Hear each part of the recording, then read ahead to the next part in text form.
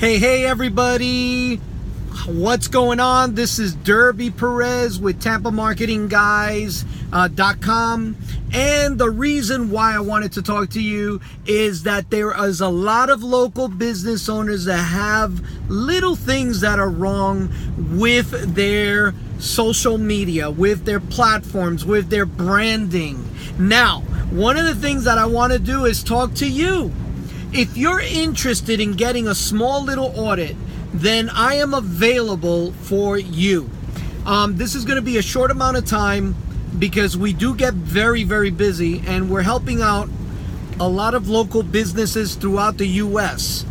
But we are in Tampa and we want to help out the local businesses. If you have any questions, or you have any concerns, or if you have any doubts about maybe PPC, which is pay-per-click, with Google, Yahoo, Bing, and you're looking for somebody to help you out, give us a call.